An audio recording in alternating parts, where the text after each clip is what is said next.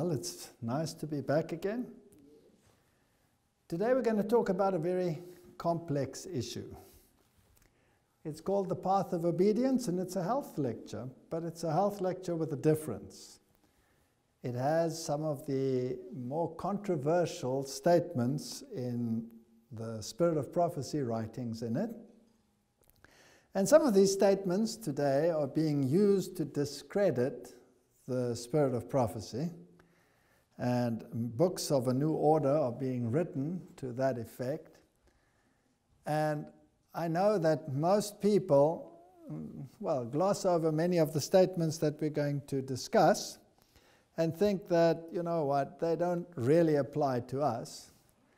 And I know that many nice people and many good people think that this is not such a serious issue and why should we worry about it.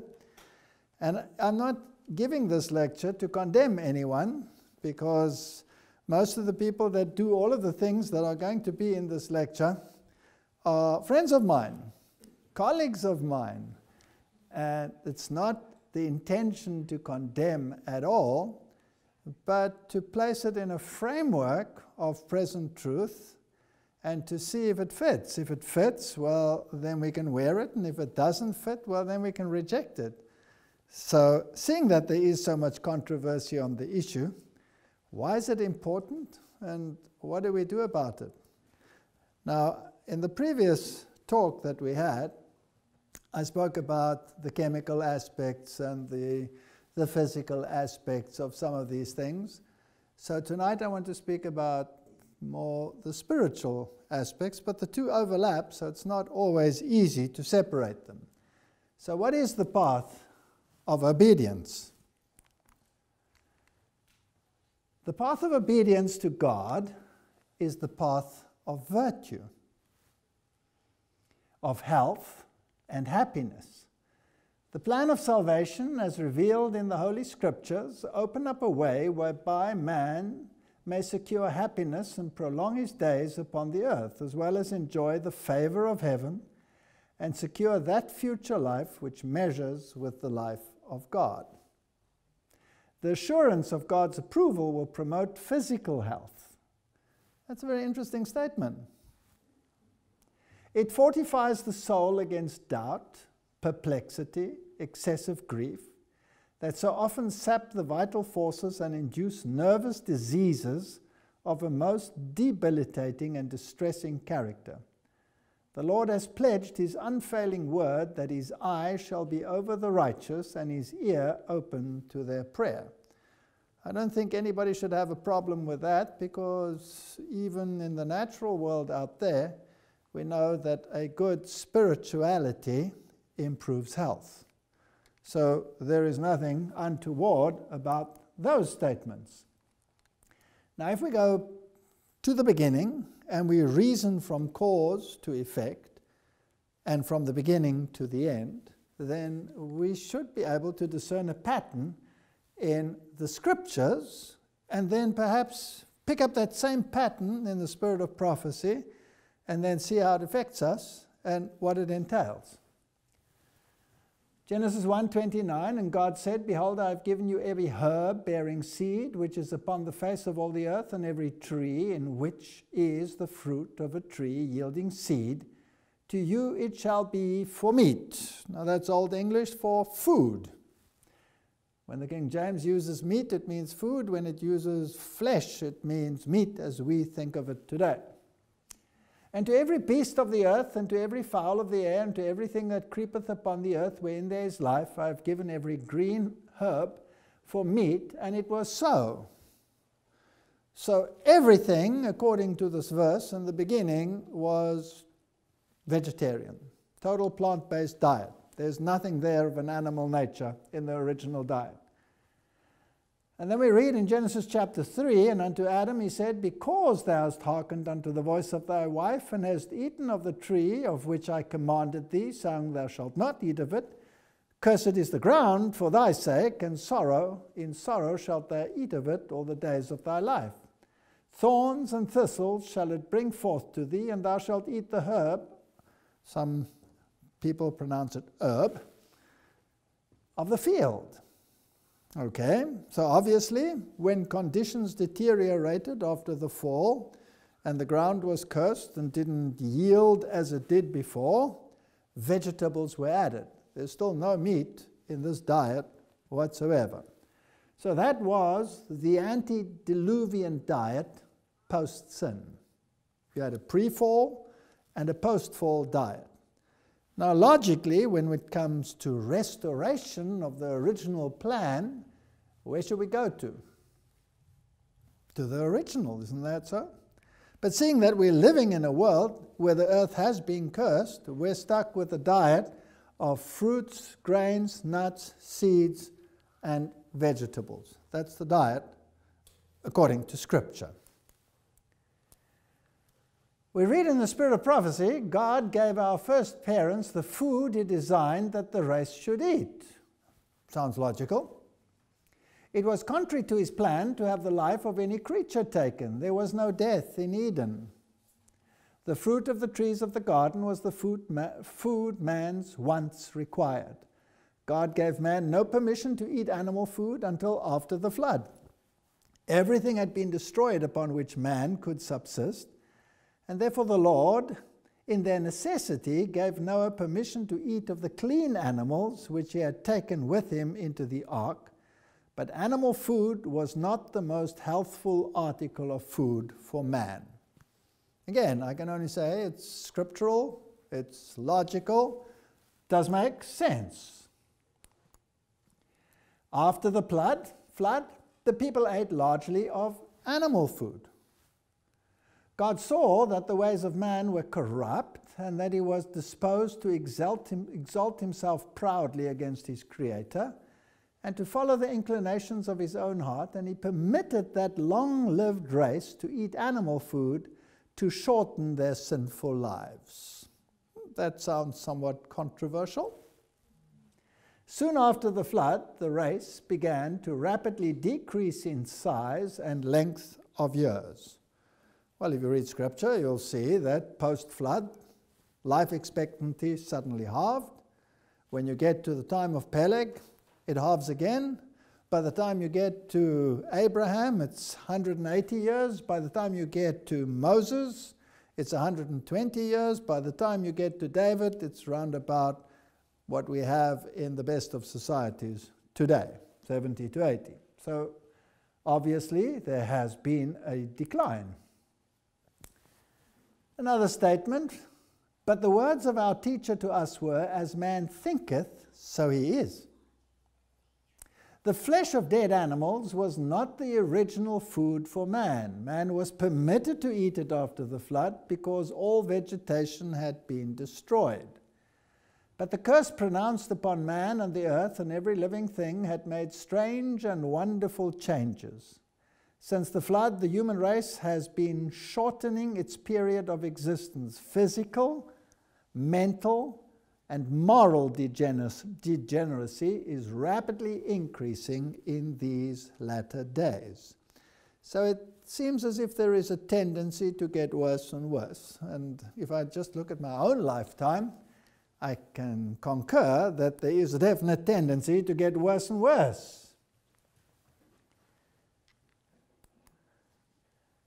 Now let's have a look at science. This is the Journal of the American Medical Association. And have a look. Red meat consumption and mortality. Results from 2 prospective cohort studies, and there's a whole host of illustrious authors there. Conclusions. Red meat consumption is associated with an increased risk of total cardiovascular disease and cancer mortality. Substitution of other healthy protein sources for red meat is associated with a lower mortality risk. Meat is a major source of protein and fat in most diets. Substantial evidence from epidemiological studies shows that consumption of meat, particularly red meat, is associated with increased risk of diabetes, cardiovascular disease, and certain cancers. Several studies also suggest an elevated risk of mortality associated with red meat intake. And they've actually isolated chemicals which seem to make this deterioration possible. lead to inflammation, and also to shorten life expectancy. So, biologically, those statements make sense. Study shows how meat spurs cancer growth. Natural news: like to eat meat? Consider this unappetizing truth. When you gulp down a nice juicy steak or a hamburger, you are contributing to tumor-fueling inflammation in your body. In fact, eating a diet rich in red meat has long been linked to a host of ills, including several types of cancer. But what is it about meat consumption that could impact cancer growth? Now, scientists at the University of California have found a mechanism that explains how eating red meat, as well as milk, could spur the growth of malignancies. And this study was headed by a physician by the name of Fajt, and it suggests that inflammation is induced, which results in these debilitating diseases. So science bears it out. And what is the recommendation of the modern scientific fraternity? What do they say? They say, well, here first his curriculum vitae, as it were. It says in his research they studied a non-human glycan or sugar molecule known as NEU5GC. Although this molecule is not produced naturally in the human body, it is incorporated into human tissues if you eat red meat. The body then develops antibodies against this substance, and this immune response could potentially trigger a low-grade chronic inflammation, spurring the growth of cancer. In a statement prepared for the media, they explained it has been recognized by scientists for some time that chronic inflammation can simulate cancer. And then their recommendation for anyone interested in reducing inflammation: stop eating meat and dairy products, is their first recommendation. Science, not spirit of prophecy. Now, when you consider 120 years ago when those statements were written, exactly the opposite would have been what the media proclaims. So again, we have this contrast between what is written in the spirit of prophecy and what the medical world of the time actually spoke about. It says, concentrate on a Mediterranean flavored styled eating with lots of fruits, vegetables, whole grains, olive oils, and nuts. That sounds very biblical to me. These lower inflammation levels. Don't smoke, particularly secondhand smoke. Know your oils. Avoid all inflammation-causing trans fat, hydrogenated, partially hydrogenated oils, etc. And instead use inflammation-fighting omega-3s like flaxseed, canola oil, walnut in your diet. I mean, he could have quoted this straight out of the spirit of prophecy because it says the identical thing. Science bears up the spirit of prophecy. Lose weight if you need to. Research has shown that a waist that measures 40 inches in a man and over 35 inches in a woman is a sign of probable high inflammation. Don't skimp on sleep.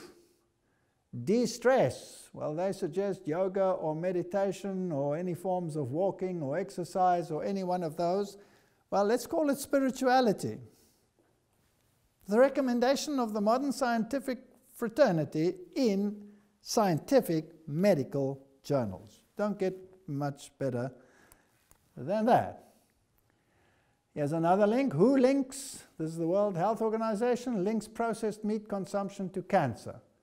Hot dogs, bacon, other processed meats raise the risk of colon, stomach, and other cancers, the World Health Organization said. So this is common knowledge. And yet, people will rebel against the statements in the spirit of prophecy, which God actually, in my opinion, means for our good. Isaiah 11 verse 6 says, the wolf shall dwell with the lamb, and the leopard shall lie down with the kid, and the calf and the young lion and the fatling together, and the little child shall lead them. And the cow and the bear shall feed their young ones, shall lie down together, and the lion shall eat straw like the ox. So the Bible predicts that in the future world we will return to the original diet. Now, is it only a question of health? Because some vegetarians don't live much longer than non-vegetarians. And some vegans don't live any longer either than some others. And there are many factors that affect your health and your longevity. But what if it has an effect on the mind? Does that make a difference then? What if it has an effect on your discernment? Would that make a difference in terms of where we stand in determining right and wrong and where we are going in the streams of time? So maybe it's not just an issue of what I eat, but also how it affects my thinking. Isaiah 11 verse 11 says, "And it shall come to pass in that day that the Lord shall set his hand a second time to recover the remnant of his people, which shall be left from Assyria and Egypt, from Patros, from Cush, from Elam, from Shinar, from Hamat, and from the islands of the sea. And he shall set up an ensign for the nations, and shall assemble the outcasts of Israel, and gather together the dispersed of Judah from the four corners of the earth." When was the first time he gathered his people together? When he took them out of Egypt. And there will come a second time, just before the end, when God will again gather his people out of all nations. And we have to ask ourselves biblically, how did he deal with the nations or with the children of Israel when he took them out the first time? And is there to be expected a parallel when he takes them out the second time? Isn't that a logical question? Well, let's have a look at the first time. Exodus 16 verse 2, "And the whole congregation of the children of Israel murmured against Moses and Aaron in the wilderness." A very grumbly people. "And the children of Israel said unto them, Would to God we had died by the hand of the Lord in the land of Egypt, when we sat by the flesh pots, and when we did eat bread to the full, for ye have brought us forth into this wilderness to kill this whole assembly with hunger. Then said the Lord unto Moses, Behold, I will rain bread from heaven for you, and the people shall go out and gather a certain rate every day, that I may prove them whether they will walk in my law or no." So was the diet that was given to the children of Israel a test of obedience, yes or no? Yes. Obviously. Now if you did that in the first gathering, can't we expect it in the second? So why shouldn't diet be a test of obedience in the second gathering as well? "And it shall come to pass that on the 6th day they shall prepare that which they bring in, and it shall be twice as much as they gather daily. And Moses said, This shall be when the Lord shall give you in the evening flesh to eat, and in the morning bread to the full, for that the Lord heareth your murmuring, which you murmur against him. And what are we? Your murmurings are not against us, but against the Lord." Did they like the manna that they received? They didn't have a problem with the manna, but they had the problems with the absence of flesh. They wanted something else with it. And so the Lord eventually relented, and he gave it to them, and he said, "I will give it to you, and I will give it to you till it comes out of your ears, until it's loathsome to you. I've heard the murmurings of the children of Israel. Speak unto them, saying, At even you shall eat flesh, and in the morning you shall be filled with bread, and you shall know that I am the Lord your God. And the children of Israel did eat manna 40 years until they came to a land inhabited, and they did eat manna until they came into the borders of the land of Canaan." We are now on our way to anti-typical Canaan. Deuteronomy says, "He humbled thee, and he suffered thee to hunger. And he fed thee manna, which thou knewest not, neither did thy fathers know, that he might make thee know that man does not live by bread only, but by every word that proceeds out of the mouth of the Lord doth man live." Is there a connection between the spiritual and the physical here? I'm just quoting Bible now, because people, speak about the spirit of prophecy as though it is demented, when it says the very same things that the Scripture says. So let's stick to the Scripture first before we go to the other.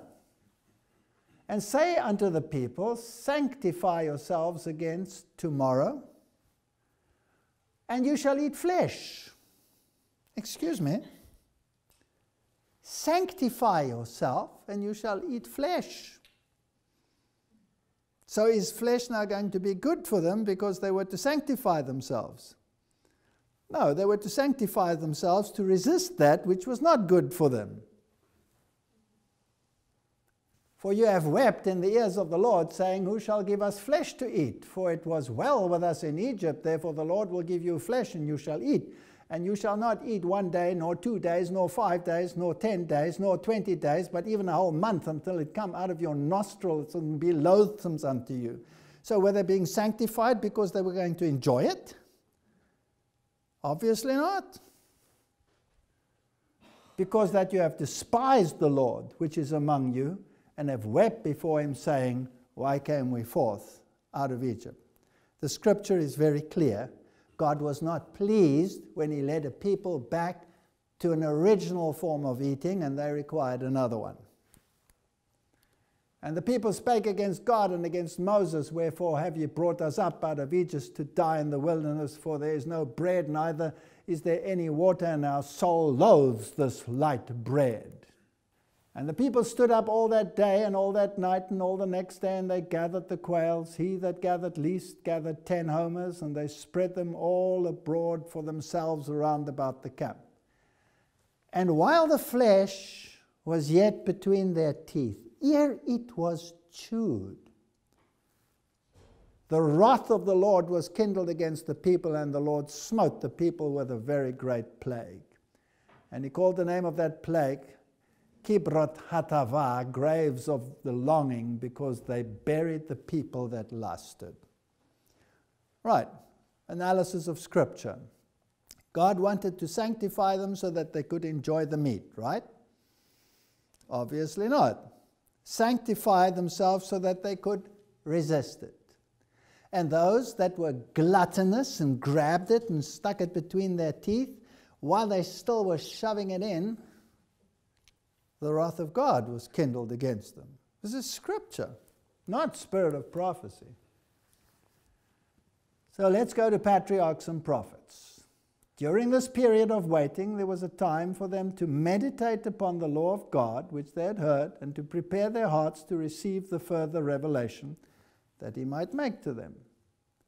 They had none too much time for this work, and had they been thus seeking a clearer understanding of God's requirements and humbling their hearts before him, they would have been shielded from temptation. Does it sound logical? This is now the supposed false prophet speaking. But they did not do this, and they soon became careless, inattentive, and lawless. Especially was this the case with the mixed multitude. And they were impatient to be on their way to the land of promise and the land flowing with milk and honey. It was only on condition of obedience that the goodly land was promised them, but they had lost sight of this. There were some who suggested a return to Egypt. But whether forward to Canaan or backward to Egypt, the masses of the people were determined to wait no longer for Moses. And if we look there in the Psalms, well, firstly, let's see how much they gathered. They were so gluttonous for meat that the least they gathered was 10 homers. Now, 1 homer is 220 liters. So that's 2,200 liters of flesh, or 80 to 100 bushels. That's a number of bathfuls of flesh. That's how much they gathered. And the Psalm says they tempted God in their heart by asking for meat for their lust, but lusted exceedingly in the wilderness and tempted God in the desert. And he gave them their request, but sent leanness into their soul. What does that mean? What is a leanness in the soul other than a loss of discernment? So there is a loss of discernment when you eat that which God said is not the best for you. And that is the most dangerous thing for God's people. When we lose discernment and we cannot distinguish right from wrong anymore, and wrong appears to look right, then we are in trouble. then we are in deep, deep trouble. Health reform was to be a blessing. Psalms 105 verse 37, he brought them forth also with silver and gold, and there was not one feeble person amongst any of their tribes. The light that God has given and will continue to give on the food question is to be to his people today what the manna was to the children of Israel. In other words, the test that existed then will come again at the end. And we just read that scripture previously. I will reach out my hand a second time to gather the children. And I can assume that the way in which God deals with his children will be similar. Because God is not wavering. God does not change. He's the same yesterday, today, and forever. Why should he have a different way of dealing with it? Now, the children of Israel were permitted to go back to their ways once the typology was enacted. But typologically, throughout the scriptures, there are examples when God shows quite clearly that nothing has changed.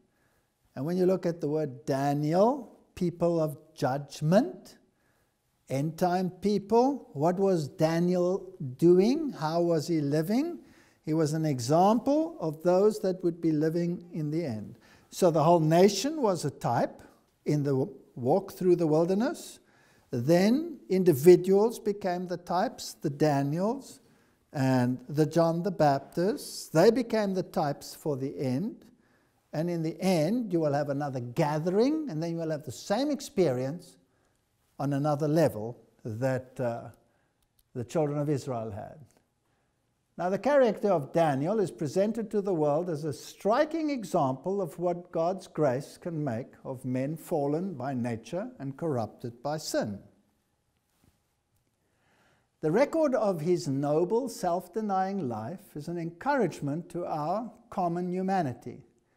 From it, we may gather strength to nobly resist temptation and firmly, and in the grace of meekness, stand for right under the severest trials. Those who make the most of their opportunities, who place themselves in right relation with God, will be rewarded, even as was Daniel.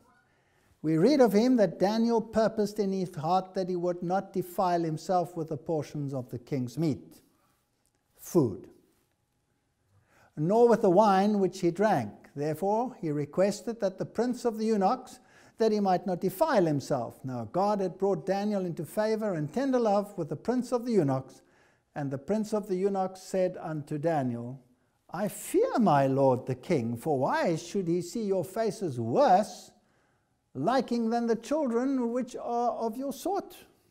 What? You want to eat vegetarian food? You're going to look sickly. Do we hear the same noise today? Doesn't the whole world say that? A vegetarian is a weed. That's what they think. He looks like a carrot with a sprig of parsley in his nose. Prove thy servant, I beseech thee, 10 days, Daniel said. Let them give us pulse, that's plant food, and water to drink. Then let our countenances be looked upon thee, and the countenance of the children that eat of the portion of the king's meat. And then you look for yourself. And if we look worse, well, fine. But if we look better, then give us what we asked for. Now, we've proved this many times in our life. We've had people who have been devastated by disease, and were looking like children of Biafra sitting at our table. And 10 days later, there was a total change. 10 days can and will do it. Now some will say, yes, but Daniel was only a vegetarian when he fasted. Otherwise, he was not a vegetarian. What do we read in Youth Instructor?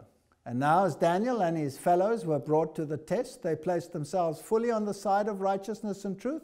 They did not move capriciously, but intelligently. They decided that as flesh meat had not composed their diet in the past, Why would the young man say to the prince of the eunuchs, give us pulse? Was he on a diet? No, it was his lifestyle, obviously. It should not come into their diet in the future. And as wine had been prohibited to all who should engage in the service of God, they determined that they would not partake of it. Now today people say, well, the people drank wine in the old days. People have been drinking wine all the time. Were the priests allowed to drink it? And aren't the end time people regarded as priests of God? So that alone should settle the matter. So yes, he was a vegetarian. And John the Baptist? For John came neither eating nor drinking, and they say he has a devil. The Son of Man came eating and drinking, and they say, behold, a man gluttonous and a wine-bibber, a friend of publicans and sinners, but wisdom is justified of her children. Now, they say, Jesus ate fish, Jesus ate lamb, Jesus ate with the publicans, Jesus did all of these things. Are you saying that I can't do these things? Was there a prohibition even in the time of Jesus for someone not to do it? Obviously. John the Baptist came not eating and drinking. Jesus came eating and drinking. Now this sounds very strange.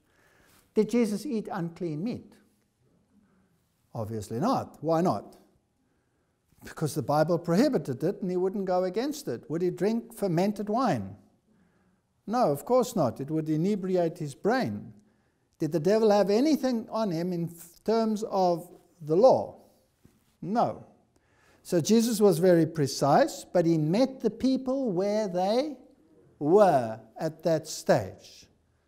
But he said, I long to lift you to a higher plane, but I cannot tell you because you will not be able to take it. So gently, gently, gently, he introduced the truths that were necessary. And John the Baptist came not eating and drinking. All right? What did he eat? John separated himself from friends and from the luxuries of life, the simplicity of his dress. A garment woven of camel's hair was a standing rebuke to the extravagance and display of the Jewish priests. It was not a coarse, horrible garment. It was a normal one woven from camel's hair. That was quite a special garment, but it wasn't flashy with all those fancy, important robes. It was simple and it was effective. So it rebuked the extravagance. And his diet, now the Spirit of Prophecy says purely vegetable, of locusts and wild honey. How do you bring those two together? Well, it wasn't locusts, it was locusta, the locust plant, which is the carob bean, which is the same one that is referred to, that the man who ate with the swine later ate the pods and came to his senses. That's what the poor people ate. And it was frowned upon to eat this vegetarian food. But the first time the lost son came to his senses, when he couldn't afford the luxuries and he had to eat simple food, his brain cleared up. And so he ate locusta and wild honey. Well, what is wild honey? It's actually plant-based food. It's just nectar transformed. So in the end, the great subject of reform is to be agitated. And John the Baptist is a type of the Elijah message. And the Elijah message comes at the end. And so God's antitypical John the Baptists, shouldn't they have a lifestyle of not eating and drinking what the world eats? Yes or no? So it's biblical. It's not only Spirit of Prophecy. In grains, fruits, vegetables, and nuts are to be found all the food elements that we need. If we will come to the Lord in simplicity of mind, He will teach us how to prepare wholesome food free from the taint of flesh meat. God is going to lead His people back to the original Eden diet. Are we going to have an enemy along the road? Are we going to have a mixed multitude in our midst that is going to scream blue murder and say, let's go back to the flesh pots of Egypt? Yes. 8 manuscripts released. Soon butter will never be recommended. At a time when this was the only food. Is butter recommended as a healthy food source today? Yes or no? No. If you have cardiovascular disease, avoid butter, avoid butter. That's what the world says. And after a time, milk will be entirely discarded. For disease in animals is increasing in proportion to the increase of the wickedness amongst men. The time will come when there will be no safety in using eggs, milk, cream, or butter. What kind of diet does that sound like? That's a vegan-vegetarian diet, whether we like it or not. And you can protest and do whatever you like, but that's what the original diet was, and it says we're going back there. Here's another quote. The light given me is that it will not be very long before we shall have to give up using any animal food. That's plain enough. Even milk will have to be discarded. Disease is accumulating rapidly. The curse of God is upon the earth because man has cursed it.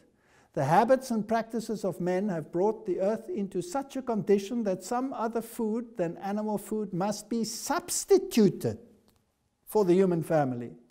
We do not need flesh food at all. God can give us something else. You're so blessed in this country, you can walk into any supermarket and get everything straight off the shelf. You want cheese? Can I have vegan cheese? Yes, here. Pleasure. Vegan cheese. Can I have vegan meat? Yes, here's vegan meat. You can get everything you want. There's no excuse in this world because God has given something else. And He's given culinary skill in order to do it. There is no safety in the eating of the flesh of dead animals, and in a short time the milk of cows will be excluded from the diet of God's commandment-keeping people. In a short time it will not be safe. This was written in 1901. In a short time it will not be safe to use anything that comes from the animal creation. Now, spirit of prophecy, are you insane? Are you fanatical? Do people adhere to it? Some do. Do most? No. Most of them don't. Do the ministers set an example? Most of them don't. If milk is used, it should be thoroughly sterilized. With this precaution, there is less danger of contracting disease from its use. Butter is less harmful when eaten on cold bread than when used in cooking. I mean, how could this person have known this when there was no evidence of what happens when fats are oxidized when heating? How free radicals are formed. This is such sound advice that the modern fraternity has only caught up with it in recent times. There is no way that you can say that that is not a truthful statement. So, if you sterilize your milk, it's better. But what's still better? None. She says it quite plainly, it has to be given up. So some people say, okay, it's sterilized, I can drink it. The counsel is none. But as a rule, it is better to dispense with it altogether. Cheese is still more objectionable. It is wholly unfit for food. In fact, it should never be introduced into the stomach. Everybody knows that it takes hours and hours and hours to digest it, and that the casein is highly allergenic and causes many of the sclerotic diseases in the world today. It's totally unfit for food. You cannot live too plainly. When you are studying so constantly, your father and I, in other words, James White was still alive when she wrote this, have dropped milk, cream, butter, sugar, and meat entirely since we came to California. We are far clearer in mind and far better in body. We live very plainly. We cannot write unless we live simply. Health reform is progressive. You cannot take a statement from the beginning where she says, use good milk and use good eggs and use good this and use good that in the place of eating all that meat. You cannot use that if health reform is progressive and compare it to an end statement which says the time is coming when you have to give it up. And she even says, I've given it all up because the time is here. There is a way to deal with it. You can easily take something out of context and says, oh, look here. Here she writes, don't argue when people say you should not eat pork. Who gave you this message? There was no health reform message at that time. So health reform is progressive. And then same with the children of Israel. God had to reintroduce his health message through Moses before they came to their senses. So this is the counsel that we have for the time we are living in right now. We cannot now do as we have ventured to do in the past. It's progressive. In regard to meat eating, it has always been a curse to the human family, but now it is made particularly so in the curse which God has pronounced upon the herds of the fields because of the man's transgression in sin. The disease upon animals is becoming more and more common, and our only safety now is in leaving meat entirely alone. Well, excuse me, doesn't that apply to milk then as well, and to eggs? What does the scientific fraternity say? Animal diseases on the rise due to climate change, warns industry. They'll find any excuse why it's on the rise. So forget about their idiosyncrasies. The fact of the matter is animal disease is on the increase. When's this article? December 2015. Animal disease on the increase. They say it's global warming. No, it's sin.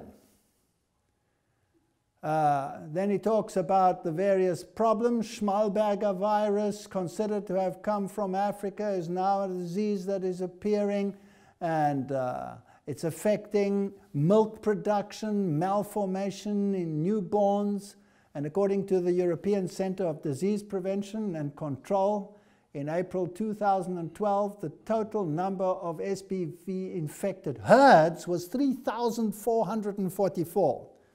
You want to take your pick amongst those? Is disease increasing? Yes, these are diseases that didn't occur before. Here's another scientific article. Human death from animal diseases on the rise. Is disease increasing in proportion to the wickedness of man?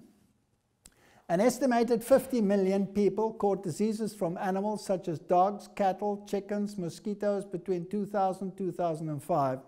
According to a new study, 78,000 of them died. The finding reveals that the global urgency for doctors to stay vigilant when it comes to zoonotic diseases, animal to man. By viewing past studies, virologists have found that the diseases responsible seem to be increasing. False prophet or bang on? Bang on. So what are the most prominent zoonotic diseases? Some known ones are Lyme disease, rabies, Ebola, bubonic plague, HIV. Are those diseases that have been around all the time, or are they increasing today? These are all virtually new. So what has happened? There are over 200 zoonotic diseases known today. They have transferred to humans from bats, rats, dogs, monkeys, and much more. In the old days, viruses were species-specific. Dog's flu was dog's flu. Cat flu was cat flu. Bird flu was bird flu. No longer.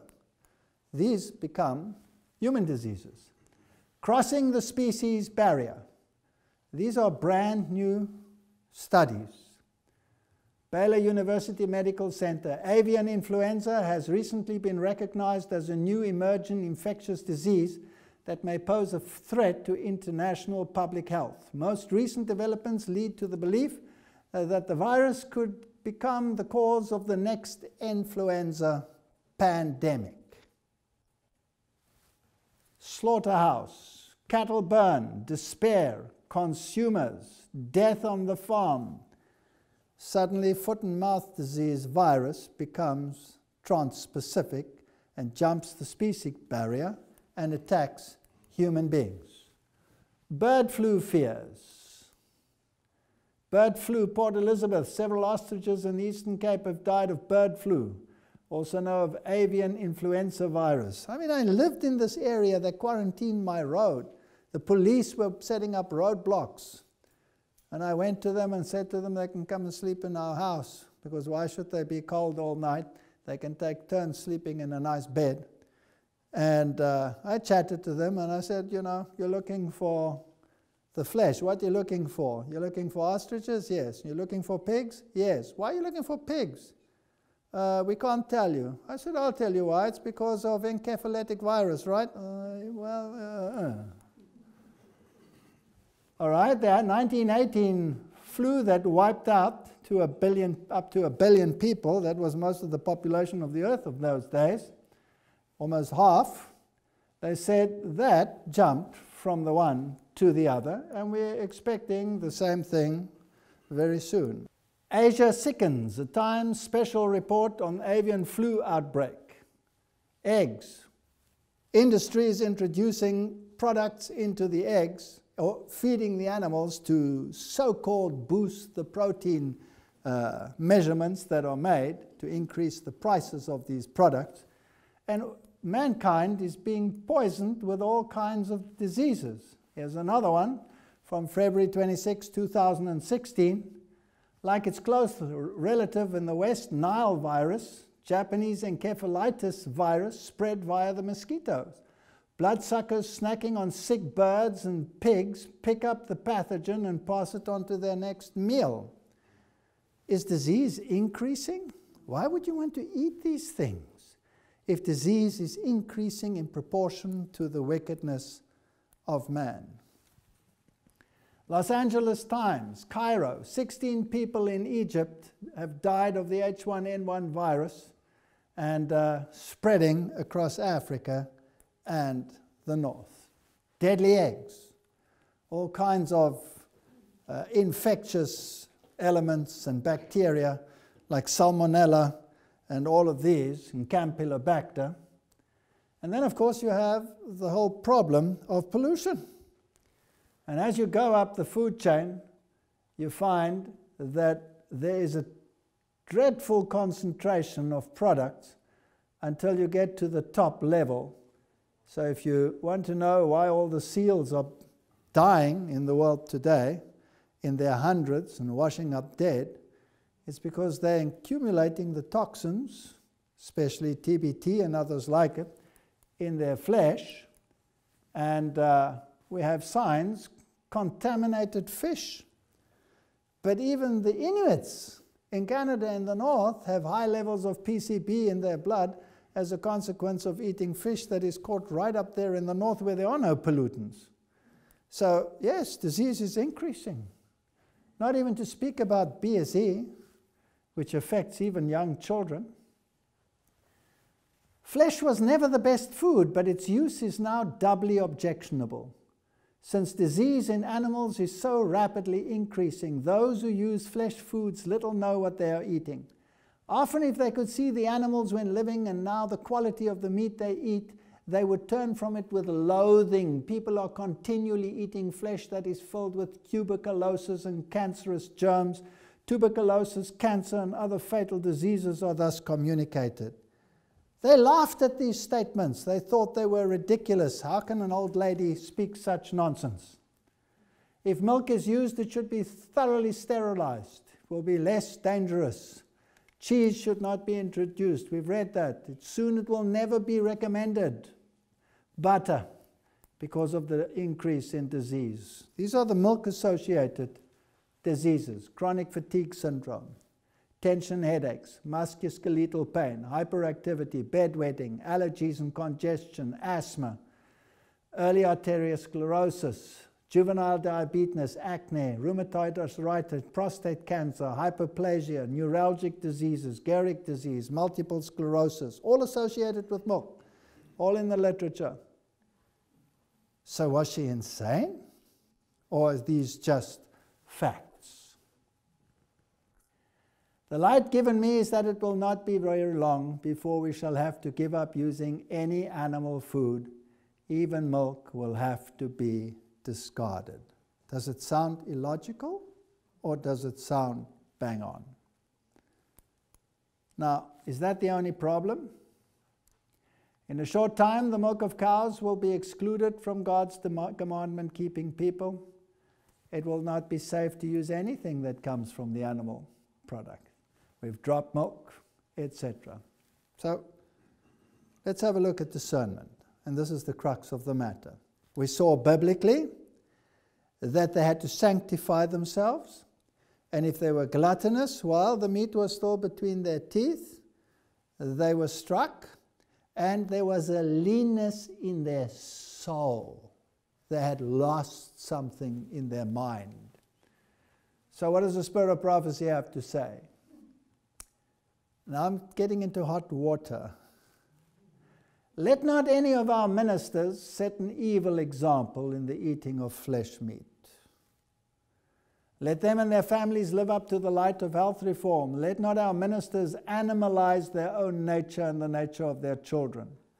Children whose desires have not been restrained are tempted not only to indulge in the common habits of intemperance, but to give loose rein to their lower passions and to disregard purity and virtue. These are led on by Satan not only to corrupt their own bodies, but to whisper their evil communication to others.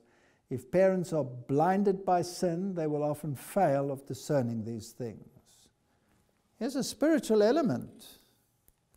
This becomes fascinating. Let our ministers and canvassers step under the banner of strict temperance. Never be ashamed to say, no, thank you, I do not eat meat. I have conscientious scruples against eating the flesh of dead animals. If tea is offered, refuse it. Oops.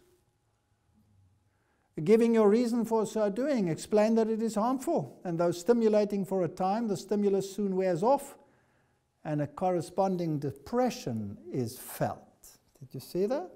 Now, we discussed that last time. Remember the hypoglycemic effects and why the depression sets in and all of those issues?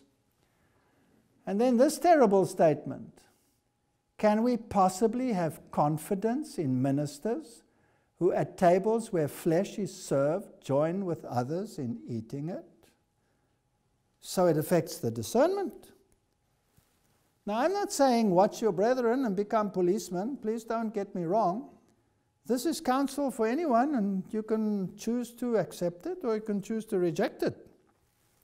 It's not being judgmental. It's showing the facts upon which everyone can then base their decision. The interests of the cause of God are not to be committed to men who have no connection with heaven. Those who are disloyal to God cannot be safe counselors.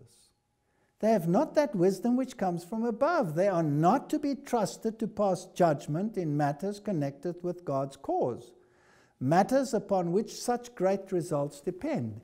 If we follow their judgment, we shall surely be brought into very difficult places and shall retard the work of God. When you start eating like the world, you start thinking like the world. You start discerning like the world. You cannot discern the difference between right and wrong any longer, and you run into trouble.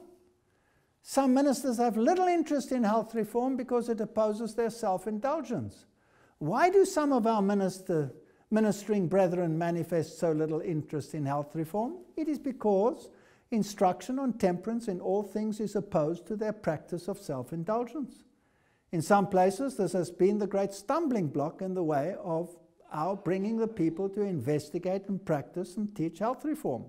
No man, this is very serious, should be set apart as a teacher of the people while his own teaching or example contradicts the testimony God has given his servants to bear in regard to diet, for this will bring confusion. His disregard of health reform unfits him to stand as the Lord's messenger. That's tough. In my own country, I know only of a handful of ministers who don't eat meat.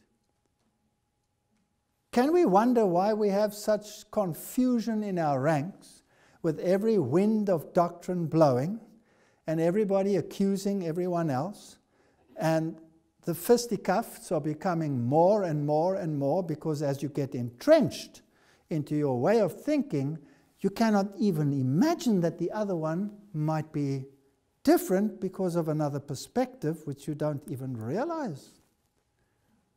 What then? They visited with their brethren at the table, revealed their principles by eating meat and drinking tea and coffee. And they would make some remark in regard to their not being so straight-laced as some of their brethren and sisters. These men were not making that progress in divine things that should make them safe teachers. So if you want to determine what's right and wrong, it doesn't mean that you go to every vegetarian and say he must have sense, because the New Age world also eats like this. You have to have a spiritual connection, and it has to be biblically based, and you have to be sure that that person is in prayer and speaking to God, and then you will understand that there is a difference between that, what the world says, and that which God says. It has to be based on Bible principles. Butter, cheese, flesh meats of dead animals. Now the list gets worse. Oops. Rich cake, poor cookery, create disease and will certainly corrupt the blood and bring disease and suffering and pervert the discernment. It's all about the mind. Now in the last lecture we discussed the chemistry, and we discussed the components in tea and in coffee. We looked at caffeine, we looked at theobromine, we looked at theophylline, we looked at the chemical composition, and we said what it does in the biochemistry. I'm not going to go into the biochemistry tonight. I'm going to look at it from a totally different aspect. Your discernment will be affected. I beseech our people to consider that health reform is essential, and that which we place in our stomachs should be the simple nourishment of good, plainly prepared bread, fruit, grains. What does the world say? Don't eat bread, it's full of gluten. Don't eat it. There's a lot of religion in a good bread. But what do we eat? We eat refined bread. Okay, we'll eat bread. We'll buy it off the shelf, all refined. Hypoglycemic, no discernment whatsoever. You're all hyperactive one moment and totally lethargic the next. You oscillate between violence and deep depression. And you think that that's just a sign of the times. Ignorance is no excuse now for the transgression of law. The light shines clearly, and none need be ignorant, for the great God himself is man's instructor. All are bound by the most sacred obligations to heed the sound philosophy and genuine experience which God is now giving them in reference to health reform. He designs that the subject shall be agitated. You're being judgmental. Why are you doing this? Why are you constantly preaching about this kind of thing? Can't you be quiet? It's got nothing to do with you. The subject must be agitated. I have no right to go and attack someone for what is on his plate, but I certainly have the right to explain to him why it is bad, and if he tells me to get lost, fine, I've done my job. I don't have to go to him every day and say, it's bad, it's bad, it's bad, it's bad. But if I want to have discernment, and I'm dealing with ministry, well, then it becomes a serious issue, and it's a different matter entirely. All are bound by the most sacred obligation to heed the sound philosophy and genuine experience which God is now giving them in reference to health reform. He designs that the subject shall be agitated, and the public mind deeply stirred to investigate it. For this is thunderous. It is impossible for men and women, while under the power of sinful, health-destroying, brain-enervating habits, to appreciate sacred truth. This is deadly. You cannot distinguish truth when you don't have a right mind as a consequence of what you are eating. And therefore, truth seems foolishness to you. So when Jesus healed somebody, didn't he heal the physical as well as the mental? Always they go hand in hand. Now this statement has been used by modern writers to discredit the spirit of prophecy. And it's written in the modern books that are appearing or have just appeared in the press as to why this is a false prophet. You place upon your tables butter. Look at the list, it's fascinating. You place upon your tables butter, eggs, and meat. And your children partake of them. They are fed of the very things that will excite their animal passions, and then you come to the meeting and ask God to bless and save your children. How high do you think your prayers go? You have a work to do first. Oops. And they will say, well, with such a fanatical statement, this must be a false prophet. Did God not say, sanctify yourselves, for tomorrow I will? And didn't the plague strike those who shoved it into their mouths before it was even chewed? So what is so wrong with this statement? Or have the people who are writing these things against the spirit of prophecy lost their discernment? For whatever reason, I cannot judge. Maybe they drink coffee and they have these spikes in their mind which determine their discernment. Maybe they do other things. Maybe they consume theobromine in great quantities, chocolates and all of these things. I don't know. But the fact of the matter is there's nothing unbiblical about that statement. And then this thunderous statement. At this stage of the earth's history, meat eating is dishonoring to God. And I think that should make everyone sit upright. If meat eating was dishonoring to God in the time of the Exodus, then isn't it dishonoring to God in the antitypical Exodus and our way to Canaan? Surely it must be. Is it the prophet that is wrong, or is it the mind that is wrong? Now let's have a look at some of these statements.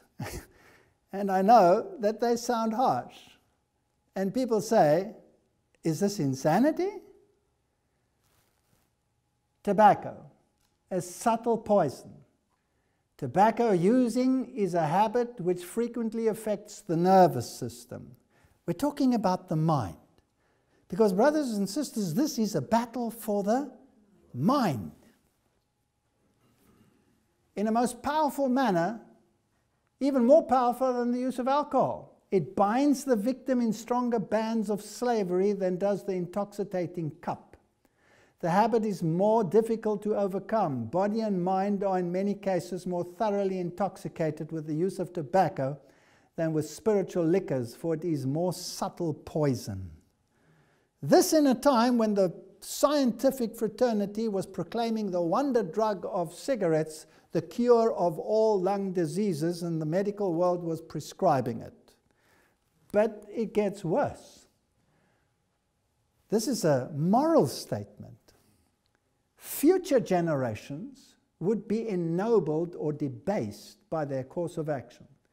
They would have taken their stand that they could not unite their life interest with men who were cherishing unnatural appetites for alcoholic drinks, tobacco, which is a slow but sure and deadly poison, weakening the nervous system, debasing the noble faculties of the mind.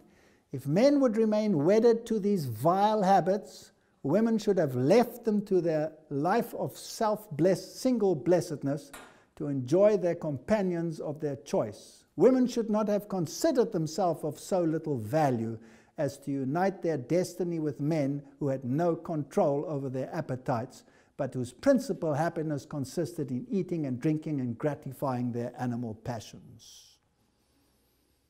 In those days, women didn't smoke. Today, the women smoke and the men try to give up. Has the world gone insane? Women and children suffer from having to breathe the atmosphere that has been polluted by the pipe, the cigar, or the foul breath of the tobacco user. Those who live in this atmosphere are always ailing. As I've seen men who claim to enjoy the blessing of entire satisfaction, while they were slaves to tobacco, spitting and defiling everything around them, I have thought, how would heaven appear with tobacco users in it? The lips that were taking the precious name of Christ were defiled by tobacco spittle, the breath was polluted with a stench, and even the linen was defiled. The soul that loved this uncleanness and enjoyed this poisonous atmosphere must also be defiled. The sign was hung upon the outside, testifying of what was within. Do you think this is a very popular prophetic statement? Or would the world regard it as insane? Right, we've looked at some of the things. We'd look at meat. Is the meat industry one of the largest industries in the world? Yes. We've looked at tea in the previous lectures. We've looked at coffee. We looked at alcohol only fleetingly. We've now looked at the statements on tobacco and discernment. Do you think that the enemy of God would want to introduce exactly these things into the world? So where do we find the root of these evils, and where do they come from? Now, we are often accused of being straight, singular extremists because we believe that we shouldn't smoke, we shouldn't drink, and we should cut out all of these things. And we believe the Protestant principles that the Protestant world believed, namely that the teachings of Rome were the teachings of the Antichrist. All Protestants believed that. And here is a message for the last day people saying, separate yourself from the world and do these things. That's what the Spirit of Prophecy says. Will we find a similar message with the Antichrist, or will we find the opposite message with the Antichrist? What is your discernment on this matter? If the Protestants were right, then we should find the opposite on the other side. Let's determine whether it is so. Here is the Catholic World Report. This is a Roman Catholic publication.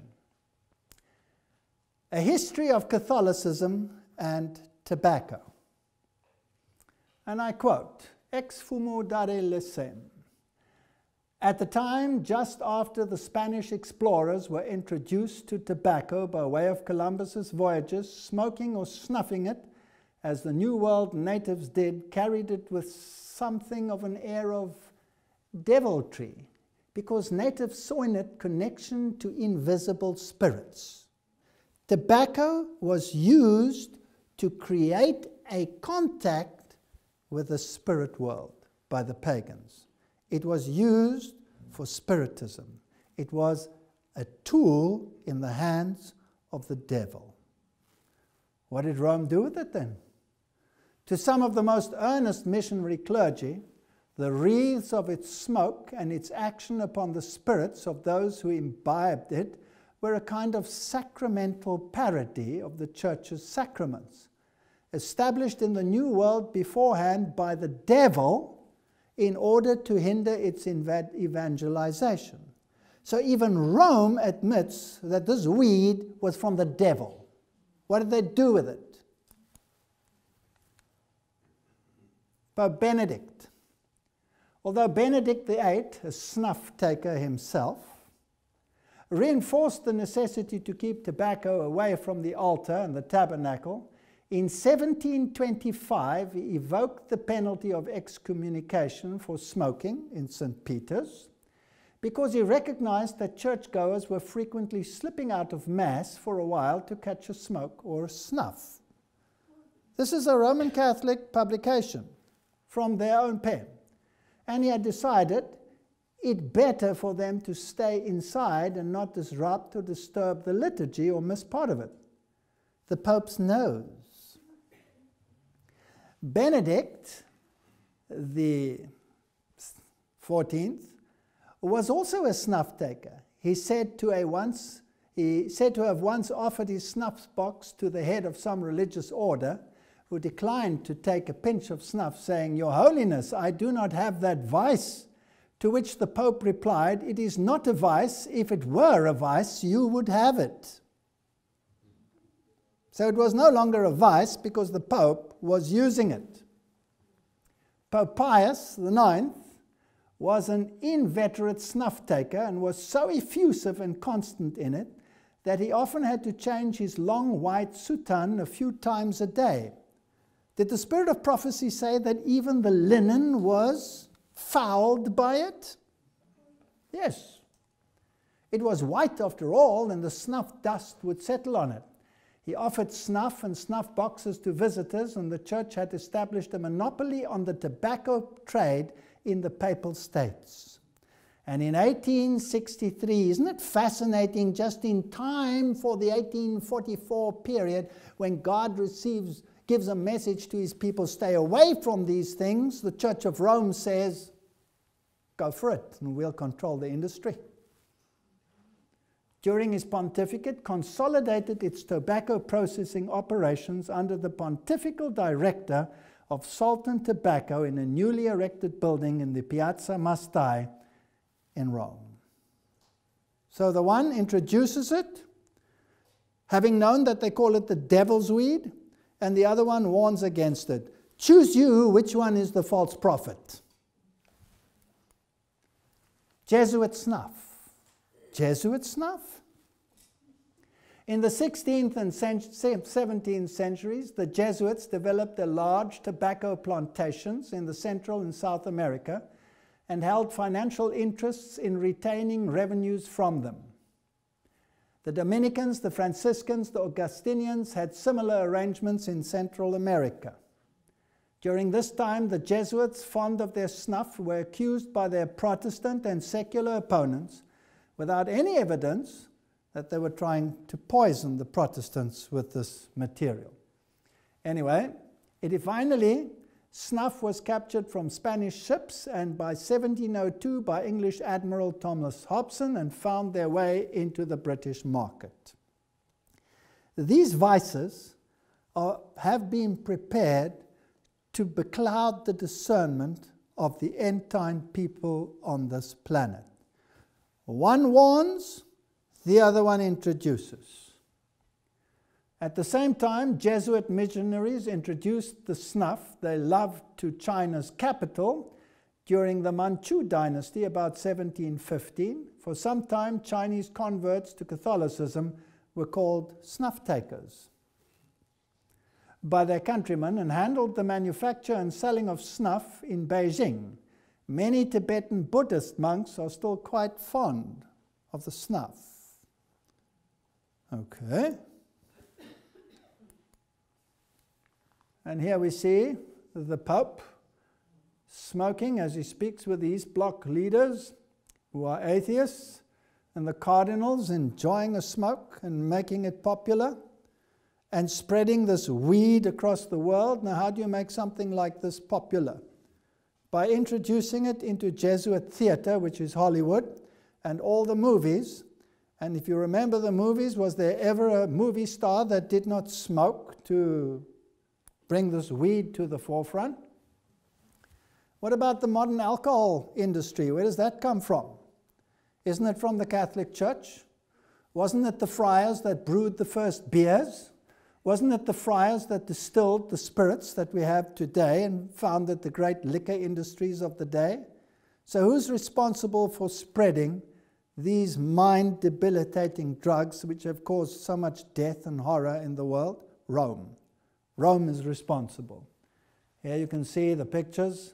Monk testing wine, monk brewing beer. What about tea, coffee, and cocoa?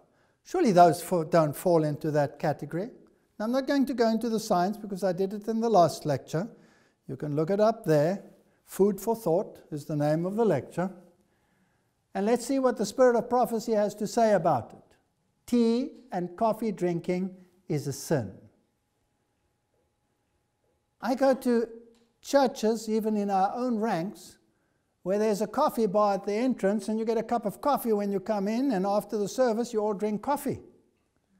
And they're surprised when you don't want to partake, and they think you've gone insane. Can't they read? Or do they think that the Spirit of Prophecy is a joke? Tea and coffee drinking is a sin, an injurious indulgence which, like other evils, injures the soul.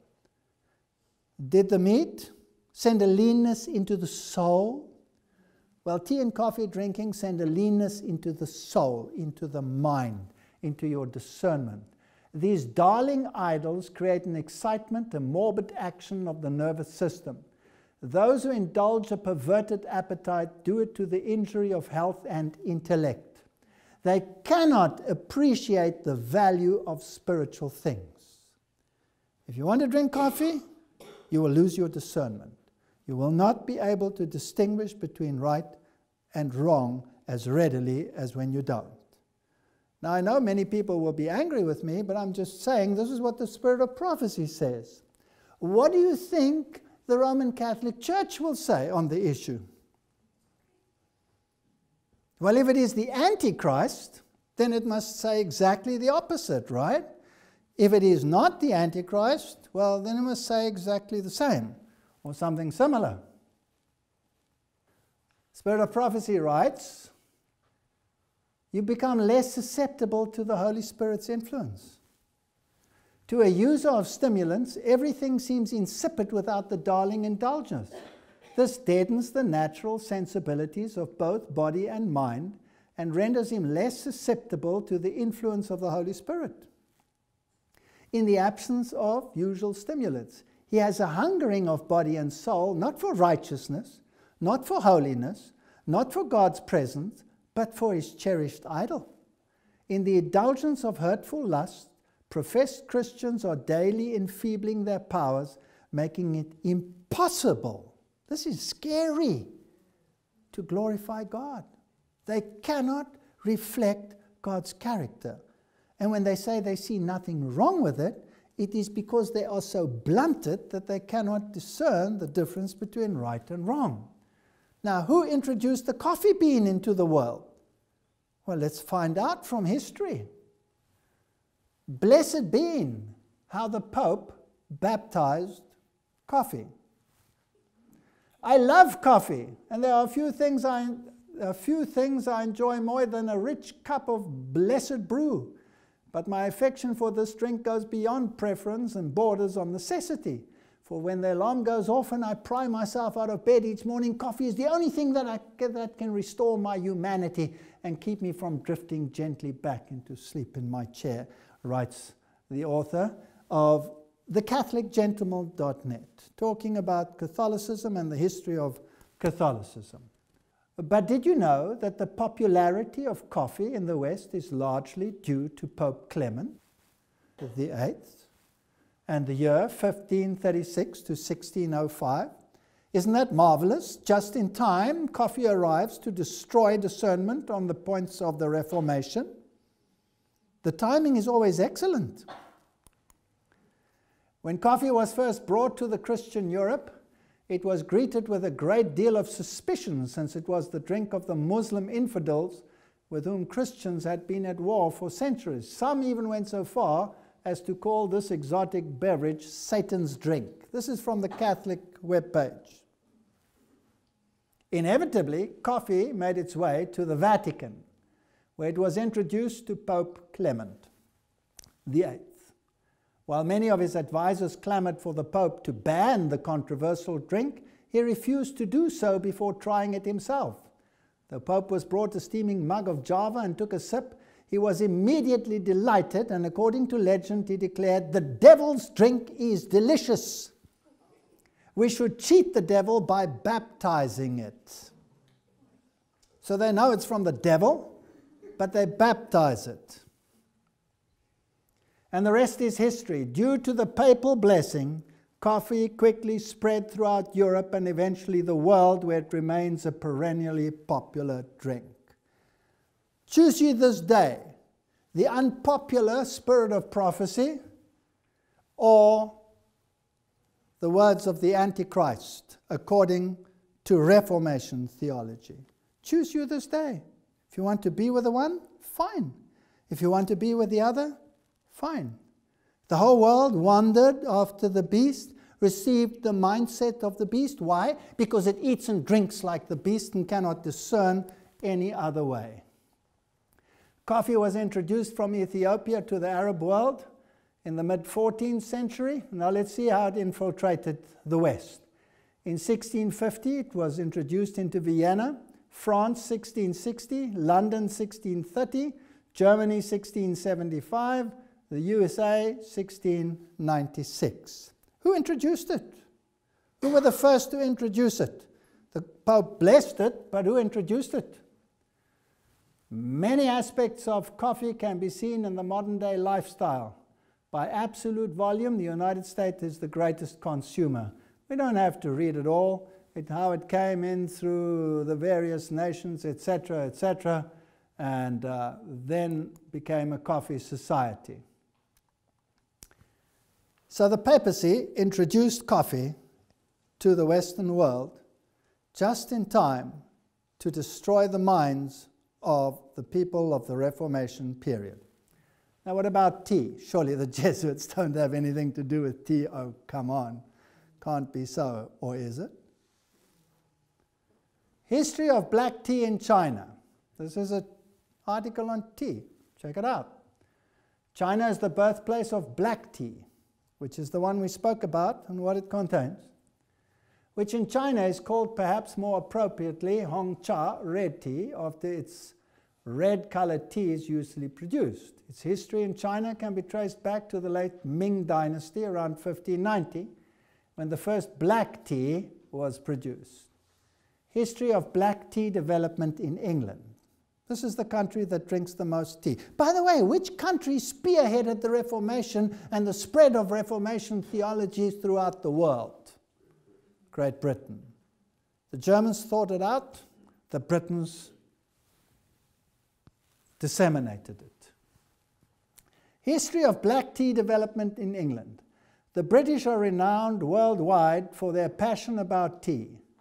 In 1662, when Princess Catherine from Portuguese married King Charles, she brought several crates of Chinese black tea as a dowry. That introduced black tea to the British palace, and since that time it has been an indispensable part of the life of the British royalty.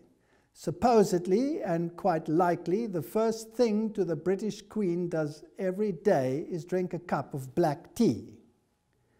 So tea was introduced from Portugal. I wonder who first brought the tea to Europe. Though traders must have long carried tales of tea and even tea samples from China and Japan to Europe, a Portuguese Jesuit missionary, Jasper de Cruz, was the first person to document his experience of making and drinking the stuff. That was in 1560, but it was a Dutch who introduced the beverage commercially to Europe. The Dutch only introduced green tea, not black tea. The Jesuits introduced black tea. Portugal was the first to introduce the practice of drinking tea to Europe, as well as the first European country to produce the tea, and the Queen brought black tea to the Reformation country to destroy the discernment of God's people. The devil is using this stuff, and we think the spirit of prophecy is silly and outdated and should be relegated to the scrap heap of history. And people write books in this day and age and relegate her to a white elephant. Now, Jesuit theatre and vice.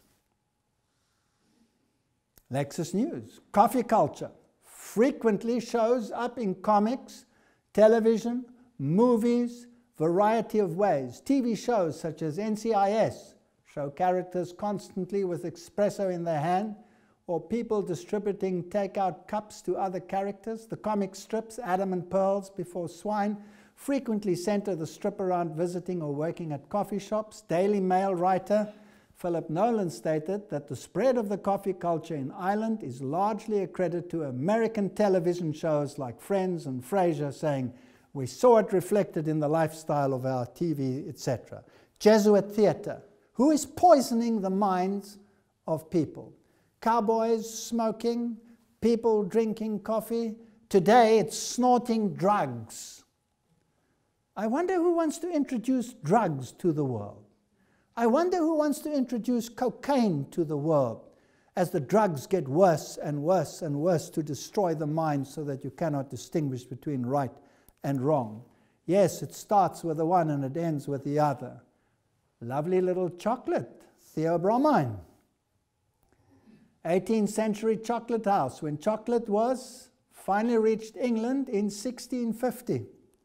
Isn't it fascinating? Again, reformation, drug. Does Satan want to play with the minds of the people? It's interesting that the spirit of prophecy doesn't even write about chocolate. There's one statement, and a little bit perhaps about cocoa, of which it was made, because chocolate wasn't even manufactured at that stage yet. 1650, it was a drink reserved for the wealthy due to the high import duties on the cocoa beans. It became very popular at the King Charles II court, and gradually it became more freely available. The first London chocolate house was opened in 1657 by a Frenchman who produced the first advertisement for the chocolate drink to be seen in London. 1544, let's step back a bit. Dominican friars get into the swing. Dominican friars bring a delegation of Mayans to meet Philip, Spanish monks, who had been consigned to process the cocoa beans, finally let the secret out. It did not take long before chocolate was acclaimed throughout Europe as a delicious, health-giving food. The beans were still used as a currency. 200 beans bought a turkey cock. 100 beans was the daily wage of a porter and would buy a hen turkey or a rabbit. The price has really escalated in 30 years. 3 beans could be traded for a turkey egg, a new avocado, or a fish wrapped in maize husks. 1 bean bought a ripe avocado, tomato, or tamale. 1569, the Roman Church takes a serious look at chocolate. Cocoa encountered a religious hurdle in 1591 over the thorny question of whether or not the consumption of the beverage broke the Lenten fast. Lent, the period of the liturgical year leading up to Easter, time of prayer, etc., time of self-denial. The Jesuits, who traded in chocolate, took a clearly practical position, contending that the ambrosial and economically profitable drink most certainly did not break the fast. Let's continue. Before Pope Gregory, who declared that drinking cocoa did not break the fast, score 1 for the Jesuits and for the commerce of cocoa. Just as with coffee previously, cocoa advanced with papal approval. Who brought cocoa to the Western world? The Jesuits. Choice. Either the spirit of prophecy is right, or the Jesuits are right, because they say exactly the opposite. They cannot be more contradictory. So which one do we want to believe? Pius, who did not like chocolate, declared that drinking chocolate on Friday did not break the fast. By 1828, the cocoa press is invented. Now listen to this. This is fascinating to me. 1830, the drink becomes a confection. 1847, the first fondant chocolate is produced. 1849, Cadbury exhibit chocolate. Who controlled the market of the cocoa beans? The Jesuits. They controlled it. They introduced it. And then they made it palatable so that everybody would start eating it. Is this a battle for the mind, yes or no? And why is the timing so perfect? Why are these things introduced in their primitive form in the time of the Reformation, and when it comes to the final choice of the gathering, they're there in their heyday and their perfection? 1851, it comes to the Americans. 1875, milk chocolate is developed. 1879, chocolate melts in the mouth, and by 1900, the story is history, and Switzerland leads the world in chocolate. I wish we were all health reformers, councils on diet and food. I'm opposed to the use of pastries. Oops, I'm getting worse. I told you I'll be in trouble. These mixtures are unhealthful. No one can have good digestive powers and clear brain who will eat largely of sweet cookies, cream cake, and all kinds of pies. Don't we love to go to restaurants and gobble down big plates of cake during our meals or after our meals? Why? Is this God's food or is it the devil's food?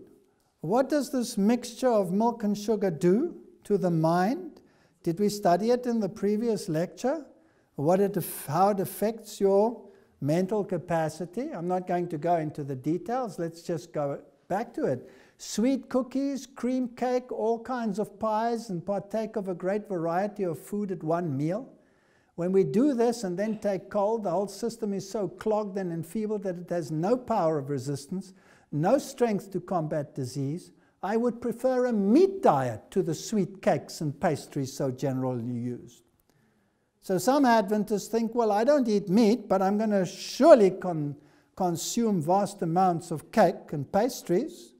Would be better to eat meat in terms of your discernment. That's what the Spirit of Prophecy says. That health reformers remember that they may do more harm by publishing recipes which do not recommend health reform. Great care is to be shown in furnishing recipes for custards and pastry. If for dessert sweet cake is eaten with milk or cream, fermentation will be created in the stomach, and when the weak points of the human organism will tell the story, will break out in other diseases. Your vascular system will become polluted, but the most important thing, your brain will be affected by this disturbance in your stomach. You will not be able to discern between right and wrong. Now, does God give us all of this information in the spirit of prophecy to beat us over the head or to protect us? Absolutely. Who's in control of the industry that is destroying humanity today? Is it God's people or is it the devil's people? It's not difficult to discern. The Protestant world said, there is the Antichrist. We've seen all of them introducing all of these things into the world. I frequently sit down to table of the brethren and sisters and see that they use great amounts of milk and sugar. These clog the system, irritate the digestive organs, and affect the brain. This is the issue. We should eat fruits, grains, nuts, seeds, and vegetables, baked good bread made from unbolted, wholesome, full grain, and we would have discernment in our minds. If we don't, we lose it. This comes from Coca-Cola itself. How much sugar is there inside a 2-liter can of Coke? Coca-Cola contains 10.6 grams of sugar per 100 milliliters. So that's 35 grams in 330 milliliter can, equivalent to 7 teaspoons. And 26.5 in a 250 milliliter can, that's 5.5 teaspoons. Coca-Cola is these days sweetened with corn syrup. Makes it even worse. So now you have a substance that goes straight into your brain. Now I showed this one in the last lecture, but just for continuity, I'll show it again. Does Coca-Cola contain cocaine? The answer is it had to be extracted, but this webpage says Coke wouldn't become completely cocaine-free till 1929. When the law prohibited it, when scientists preferred the process of removing all psychoactive elements from coca leaf extract. Now I wonder who controls the coca leaf extract and the cocoa leaf industry. Will it be the spirit of prophecy or will it be the Jesuits?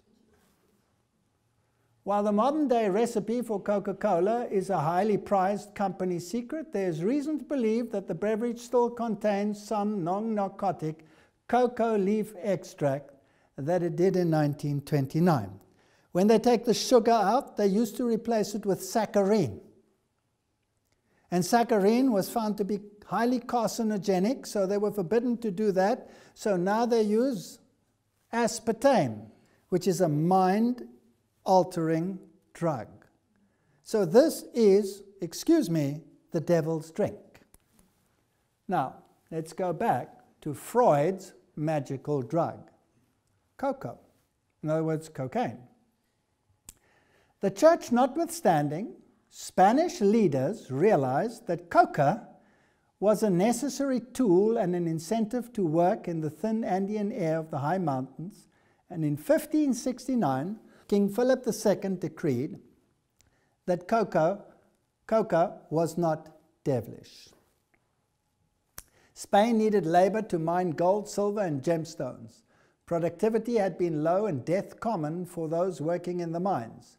In 1570, Spain had imposed a heavy resident tax payable on Spanish coin, and to make this coinage, the Indians already enslaved were first forced to work harder on short rations for long hours. Who ran these so-called reductions, these forced labor camps? The Jesuits. The Jesuits ran them. Okay, so they were forced to work long hours at a stretch, and they were given cocoa leaves 3 or 4 times per day, and this was able to improve production, and bullion flowed from the mines for developing of the Spanish Armada. And what was the Spanish Armada going to be used for? Wasn't it to destroy Protestantism? So the cocoa trade was used for the Spanish Armada. A male Indian with cocoa leaves would carry 150 pounds, 5 kilometers in 45 minutes, and could walk up a steep mountain, 15,000 feet high, at the rate of 2.5 kilometers per hour. In one of the great turnabouts of history, the Jesuits claimed that the devil's cocoa would now be used to assist God's work. Where did cocaine come from? From the Jesuits. Who introduced it? The Jesuits. Take your choice again. Either the spirit of prophecy is insane, or it is spot on. Unfortunately, 90% of the mine workers never lived out their 5 months tenure because they all died. Satan doesn't care if he destroys a mine. Now let's have a look at the companies that control the modern industries to pervert our food, to produce poisonous chemicals into the world, and to destroy the minds and the lives of God's people today. Here's a web page which speaks about the complete history of Monsanto, the world's most evil corporation. Interesting. This is the founder. He looks incredibly congenial. 1901, the company is founded by John Francis Queener, a member of the Knights of Malta. The Knights of Malta are controlled by whom? By the Jesuits. This is a Jesuit company, in other words, founded by Jesuit-controlled individuals.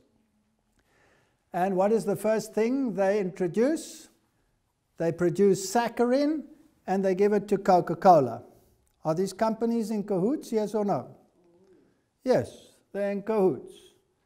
Even then, the government knew saccharin was poisonous and sued to stop its manufacture, but lost in court, thus opening to the Monsanto Pandora's box to begin poisoning the world through the soft drink.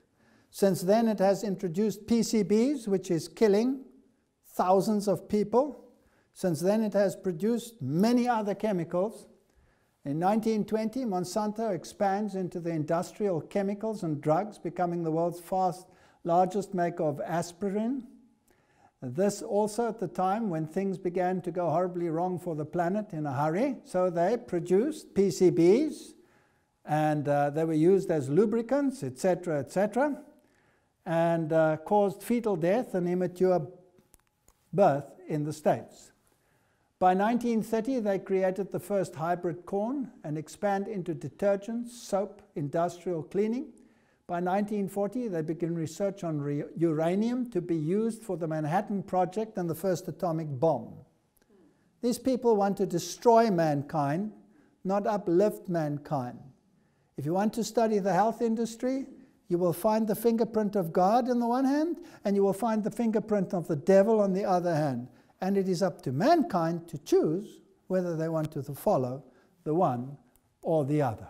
By 1950, they become closely associated with Walt Disney Company. And if you look at the subliminals in the movies, then the rest is basically history. And they erect the House of Future there, and etc., etc. We don't have to go into the details. And if we want to finalize the story, here is a new publication that has come out. There is the web page. Guns, Drugs, and Sex. The Jesuits' worldwide network that generates $1 trillion a year. What does it say about it? The following excerpt is from Sean McLaren's upcoming book, Romanic Depression, How the Deadliest of the Black Pope and Jesuit Militia Distort the History of the United States of America. And it was published this year. The three biggest illegal moneymakers on the planet, guns and ammo, drugs, and the human trafficking. Gun running, drugs, and sex trafficking exist wherever the Jesuits already have or wish to have political and or social discord. They are as organized as any transnational corporation, with Jesuit priests at the highest level of management and are dressed down to look streetwise and cool. They have their own brand of underground advertising, marketing, and PR, some of which is directed by experts in those areas. So while it is advertised as illegal across the globe, it behaves as a legitimate business. This is what the media says. Who is out to control your mind? Whether it be with coffee, tea, cocoa products, drugs, or any one of these other terrible isms, or manipulating the food chain. Secure for yourselves land where you can grow your own vegetables. Because these things are all being manipulated, but you'll still be better off eating plants than you will be eating animal products. God requires of His people continual advancement. We need to learn that indulged appetite is the greatest hindrance to mental improvement and soul sanctification. With all our profession of health reform, many of us eat improperly. Indulgence of appetite is the greatest cause of physical and mental debility and lies largely at the foundation of feebleness and premature death. Let the individual who is seeking to possess purity of spirit bear in mind that in Christ there is power to control the appetite. I would like to make an appeal to people not to disregard the spirit of prophecy and not to be drawn into this debate as to its validity or non-validity in this time in which we are living, when these people who have no discernment whatsoever use statements that I have used tonight to prove its invalidity. When you can see clearly by contrast between what the Antichrist is doing and what God's people should be doing, that I'd rather be on the Lord's side. And therefore, whether you eat or drink or whatever you do, do all to the glory of God. Amen. Amen.